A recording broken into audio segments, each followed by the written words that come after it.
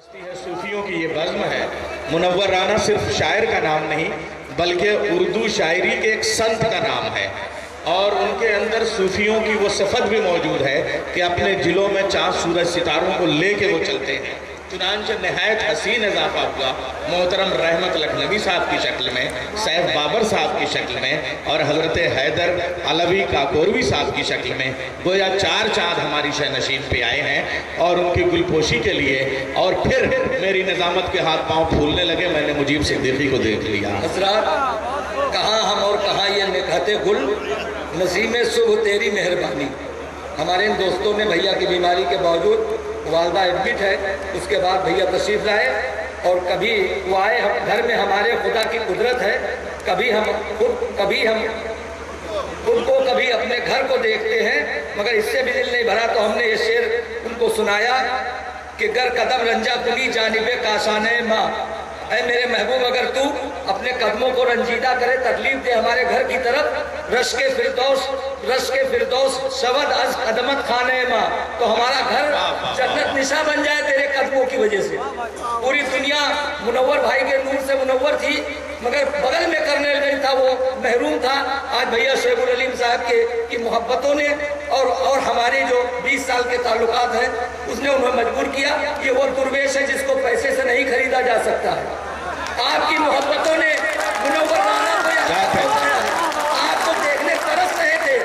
اور مجیب صدیقی صاحب کے لیے بھی تعلیات کیا، ان کے گھر جا کے ان کو لے کے آئے ہیں، اس وجہ سے منور رانا صاحب بڑوں کو خاطر میں نہیں لائے، بڑے بڑے منسٹر سلام کرتے ہیں۔ وہ شخصیت ہمارے منور رانا بھائی کی ہے۔ یہ درویش صفت انسان، اس نے شاعری کی لاج رکھی، اور ہم خیالی محبوب کی تصویر بناتے تھے۔ انہوں نے حدیث رسول کی روشنی میں، قرآن کی روشنی میں ماں کے اوپر اتنے اشعار کہے کہ آج ہر شاعر ایک شعر ماں پہ کہنے کی کوشش کرتا ہے۔ یہ چہرہ صرف منور رانا کے ساتھ بنتا ہے۔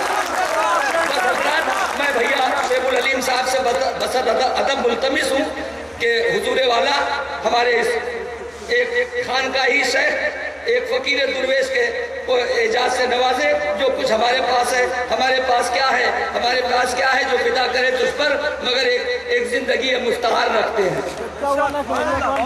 تم آ گئے ہو یہ اب بھی مجھے یقین نہیں، کہاں تمہارے قدم اور کہاں میرا آنگن۔ حضرات، واقعی میں آج کا یہ مشاعرہ ایک تاریخی مشاعرہ بن کر کے ابھرا ہے، وہ چاہے سامعین کی شکل میں ہو اور چاہے شعراء کی شکل میں۔ جہاں ایک طرف اسٹیج جگمگا رہا ہے، وہیں دوسری طرف سامعین بھی جگمگا رہے ہیں، جیسے سنانے والے ویسے ہی سننے والے۔ اور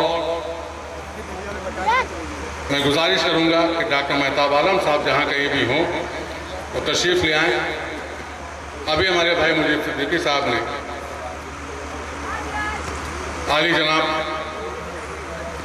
منور رانا صاحب کے تعلق سے آپ کو بتایا۔ یقینی طور پر اس خادم کی زبان پر جب شام کو ہماری بات ہوئی منور بھائی سے، تو بتانے لگے کہ میں پی جی آئی میں ہوں، میری والدہ کی بڑی سیریس کنڈیشن ہے۔ ہم نے وعدہ کیا کہ آپ کرنے گن تشریف لائیں۔ میں سمجھ سکتا ہوں اس لیے کہ دنیا میں سب کچھ پایا جا سکتا ہے لیکن ماں کا آنچل نہیں پایا جا سکتا، اور ماں کے آنچل سے زیادہ قیمتی کوئی گوشالہ ہو ہی نہیں سکتا ہے دنیا میں۔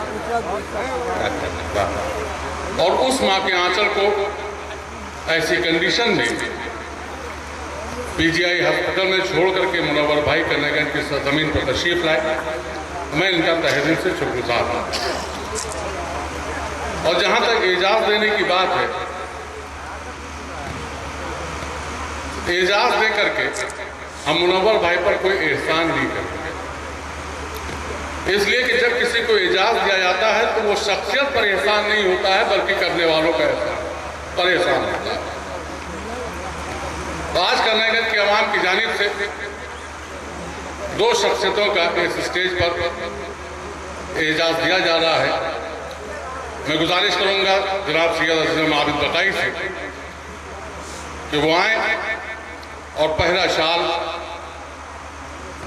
शायरी की दुनिया के दुर्वेश आली जनाब मुनव्वर राना साहब को पहनाए और दूसरा शाल उर्दू की खिदमत के ताल्लुक से ETV उर्दू पर जिस तरीके से जनाब भाई डॉक्टर मेहताब आलम साहब कर रहे हैं उनको शाल पेश किया जाएगा आप हज़रात की जानिब से।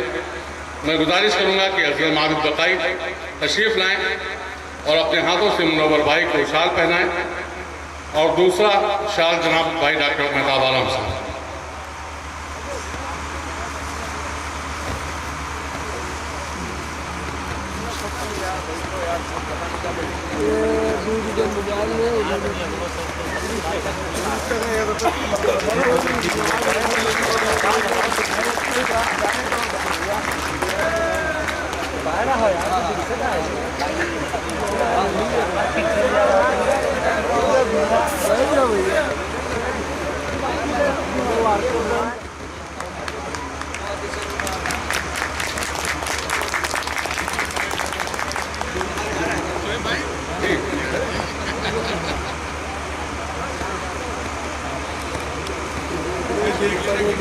Ah,